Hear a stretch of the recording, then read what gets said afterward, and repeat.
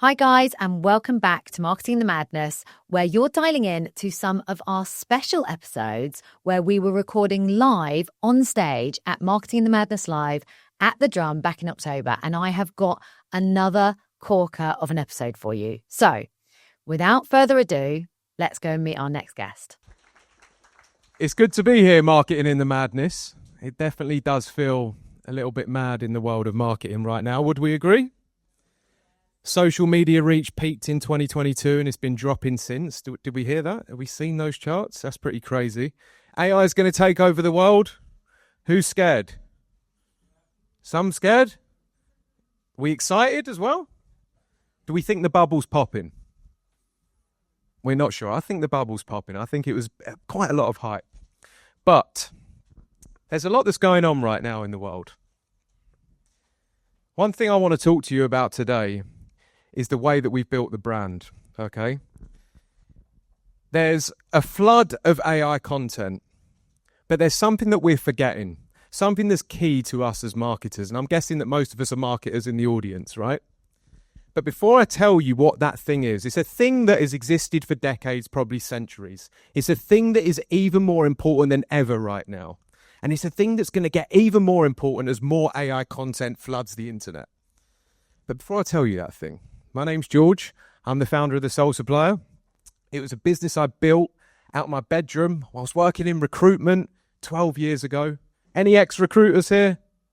Yes. Shout out the recruiters. It's a tough job, but I loved it. It's the job I loved after getting kicked out of school. The 10th job I had, but I got obsessed with shoes, right? Like the ones I've got on my feet, like so many of you have got on your feet. And I built this business, the Sole Supplier, 12 years ago to help people find footwear from all of the retailers. And we've grown over the last 12 years. We now reach 4.5 million monthly, work with all of the biggest sportswear brands, and we do that through content and community. But let me tell you when I realized this thing. It was 10 years ago, right? Dan, our CMO, my best friend, we worked together. He said, George, you like to talk. You need to talk about shoes on camera. I said, no, that's not me, Dan. I'm a behind the camera guy. And I know it's hard to believe because I'm standing here, talking my heart out now. But this was very different back then. I said, I'm not doing that, Dan. Dan said, you can talk, get on camera. I listened to Dan. And from that moment on, the business transformed. Followers went through the roof. Engagement rates skyrocketed. I became the face of the Sole Supplier. People saw the Sole Supplier, they associated with George, and the trust was built. And that was the moment I realized 10 years ago. People buy from people.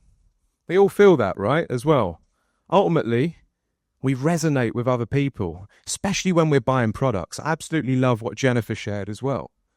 She's talking about, this is about feeling. When you see that polar bear looking at the moon, it's not a person, but it creates a feeling inside. This is about feeling. And that was 10 years ago when I realized one of the best ways to make people feel something is to put your face to the business or have passionate people telling a story or sharing their passion with the audience. Since then, we've had 5 or 6 or 7 different content people in our team. John, Perny, Taylor, Josh, so many different people that the audience resonate with. So that's the first part of this. People buy from people. And in the era of AI, we're forgetting that a little bit. It's all about quantity, quantity, quantity. But one thing I want you to get from this as well is not just this part of human feeling and connection. I want you to be able to walk away feeling empowered today. Personally, to be able to think. Because we're all good thinkers here. If we allow ourselves to think better. I did a 6-day phone detox, bit of a tangent before we go into this next bit. I did a 6-day phone detox. I promise you now, after 4 days, my brain lit up. I had ChatGPT withdrawals. Fucking horrible, right? I'm sitting on the beach in Corfu, my missus' lovely little baby. I'm like, I can't ask ChatGPT how much that yacht in the distance costs. A yacht that I'm not going to buy right now, It's sad. We become so reliant on this shit that it takes away our own thinking and our own power. But after 6 days phone detox, I'm lit up. I'm writing notes in this book. I've got some of the best ideas that I've had in ages. So that's one thing I want everyone to take away from this today. We're so bombarded now with devices and connection and notifications. ChatGPT is doing all of our thinking for us. When was the last time, or quick question, how many of us have spent more time over the last 6 months talking to ChatGPT than we have our own team members about their ideas? Some of us had this problem. We're quicker to ask ChatGPT the answer than to speak to our trusted team. Probably some of us have spent hella money on those people as well, right? You probably paid a recruiter 20 grand to hire the person. You asked ChatGPT first. That's fucking crazy. We can't even write an email now. The best salespeople can't write an email without asking ChatGPT first. We've stopped trusting our own instinct. So I've gone off on a mad tangent here, but the power is within. AI is taking a lot of the power from the human beings in the first place. The best companies in the world understand this. Who here loves Nike? It's so bright, these lights. There's quite a lot of hands up. Who's wearing a pair of Nikes today? He's wearing a pair of Nike. So is, yes, Tom from Krispy Kreme, right? What have you got on your feet there, Tom? Oh, don't be silly. Nice. You got some Nikes on. Why do we love Nike? Why do you like Nike? Oh, the Tom Sachs ones. I had a pair of Tom Sachs stolen from our office. They were £8,000 of value, and they got stolen. That's another story. That was a very sad moment. They're really comfy. But Tom Sachs has a story, right? He has a lot of heritage with his studio. When he collaborates with Nike, people listen. That's why they went up to 8 grand, right? I don't know about those ones in particular. The thing that I'm saying here is Nike understand the power of human connection. Just do it. What a slogan. It's actually a call to action. If you have an idea or a dream, just do it. Don't let it go to die. Don't let it die in your head. Just do it. It makes you feel something. Nike understand people buy from people. Who here's tried to get a pair of Travis Scott Jordans? Few of you, yeah. Sold out fast. People aspire to Travis Scott. They want the Travis Scott Jordans. But who's the oldest influencer in the book, really? It's not Travis Scott. Michael Jordan. This man has sold tens of billions of pounds worth of Jordans. Crazy. He's been influencing for decades because Nike understood all those years ago, people buy from people because they make someone feel something. They can relate to them, especially in the US. Colin Kaepernick, did we see that story? In 2016, he stood up for racial injustice. Some people loved it, some people hated it. It was polarizing. Nike stood behind Colin in 2018. People hated it and loved it. They said he believes for what he believes in, and we back that. We stand behind him. Powerful. It made people feel something. There's so many examples of why Nike dominate the realm of making you feel something and remember something, just like Jennifer. Their production, the way they do things differently, the shoes that they release, the people that they collaborate with, they create this connection and memory like no other. They're a brand built on human connection. Let's talk about LinkedIn real quick. Shout out Jennifer from LinkedIn as well, because I fucking love LinkedIn, okay? Sorry, I'm one of those guys. Anyone here don't like LinkedIn? Is Jennifer still in the room? No hands went up there. That was good. Anyone think it's a bit cringe posting on LinkedIn? Yeah, that's fair enough, you know. That was like me before I started posting. I've definitely posted some cringe shit on LinkedIn. But this is where we see it all fall apart. This whole AI content flood. Tell me if you know this person. You knew them from school, or you knew them for the last 5-6 years, let's say, in business. Never posted on LinkedIn, but all of a sudden, let's call them AI LinkedIn Dave. He's now writing posts every day, some of the wildest shit you've ever seen, and he's writing in perfect English. This motherfucker got a D in English at school. That's what I was going to say. He got a D in English, right? And now he's writing perfect English. You realise it's ChatGPT. And you realise he's getting his ideas from ChatGPT. But the real question is, what does that do when we see that regularly? We start to lose trust. And to reference what Jennifer said about the hidden buyers, they are all about trust. So when they're seeing real people on LinkedIn saying real things that resonate, that are authentic, that's how you win over those hidden buyers as well. But when you see AI Dave chatting the world of rubbish using ChatGPT to write every post perfectly, you lose trust. So now, even though Jennifer said it's a game of attention, it still is, but it's a game of trust more than ever. Really funny what people are doing now as well to not look like AI on LinkedIn. Tell me if you've seen this. People just writing in pure lowercase every sentence. Have you seen that recently? Started seeing this going on yesterday. And like, I do this on some of my posts. You kind of get the spacing in between each line on the LinkedIn content so you can read it easier. Now because that's what AI does as well. Now what people are doing is they're just writing fat blocks of text.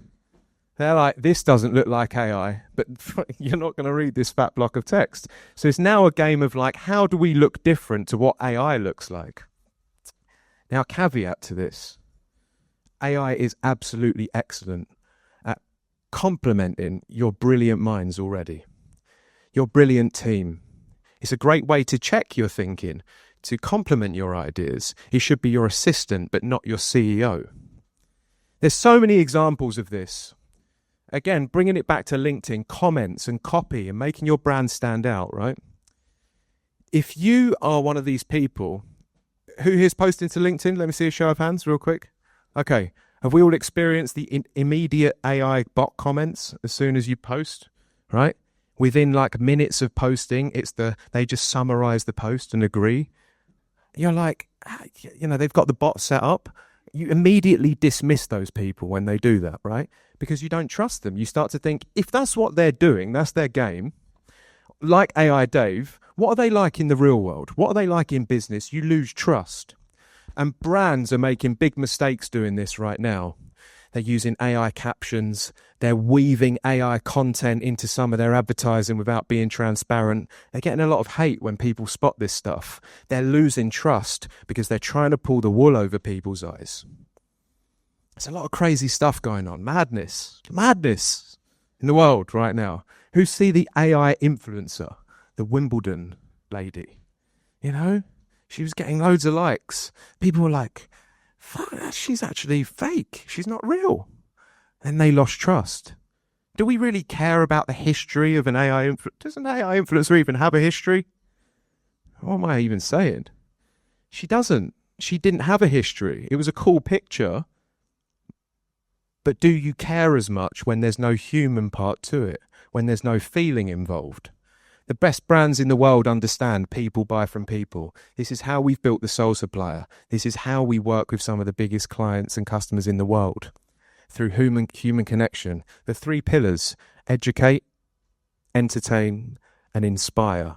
If you can do those 3 things, or 1 or 2 or a combination of them, people are more likely to remember you. Apple. Who here's got an iPhone? Yeah, overwhelming. Yeah. Samsung? Oh, okay. Yeah, I understand. Yeah, I tried having a Samsung once. Didn't quite work out. Apple are a brand built on human connection, even though you don't quite understand it, right? Steve Jobs is the one that everybody attributes to Apple's success. How much of a powerful frontman he was. He joined Apple 90 days before bankruptcy, and he said, we're going to turn this around, and this is the product that we need to build. And the iPhone released. Steve Jobs turned Apple around. People buy from people. He was the frontman. The team believed his vision, and the customers believed his vision. So to kind of summarize here, there is a lot of AI slop right now. I love that term. Have you seen that term? AI slop? That's what they're calling it now. Yeah. That is basically the flood of AI content. So this really crazy point where social media reach is dropping since 22 and AI content is flooding the internet. And Daniel Priestley uses a brilliant analogy. We follow Daniel Priestley. He's really good business entrepreneur. He says, AI slop is like thick fog landing at the airport. It becomes harder to take off, but once you get through, you're standing out. The sun is shining. It's beautiful up there. Okay? So in the era of AI slop, it is a bit more difficult to stand out, but once you get through, you're shining. And how you do that is through human connection. How we do that is by hiring brilliant, passionate people that understand our products, that can talk like they know it like the back of their hand. That's how you cut through. Who here loves the brand that they work at? A lot of you. So if you don't work at a brand that you love, I would recommend to go somewhere else, especially as a marketer. Leave and go somewhere else. But I do not take liability if anything happens, okay? But the point here is, when you love what you do, the ideas come naturally. You know, you have your own desires, your own problems. You're the target customer. It's easy. It's easier to create the feeling with the people you're targeting because you understand them. So as marketers, we've got to work on something that we love, a product that we understand, that we feel passionate about. That's why I'm still doing this 12 years later. I don't have as many shoes as I once did, but our team and me, we're passionate about this field, and that's how we connect with the audience. So in the era of AI slop, the best way to stand out is the way that's always existed that we're forgetting, is to use the power of our own minds to connect with others through feeling, celebrate the human experience, and we do that with the brilliant people that we work with every single day. And if we don't, we need to find more of them. Be more human, use AI as your assistant, not your CEO, and I hope you all walk away from this today feeling empowered to flourish for 2026. Thank you. So I hope you loved that episode just as much as I did. Honestly, there has been so much gold content from Marketing in the Madness Live, and you are not going to want to miss out. So if you haven't already, wherever you're listening, please make sure you subscribe. And if you want to join us live at the next event, which is coming up in March 2026, go and connect with me on LinkedIn, Katie Street, and make sure you follow the Marketing in the Madness Live page, and I will make sure that you get one of our VIP invites.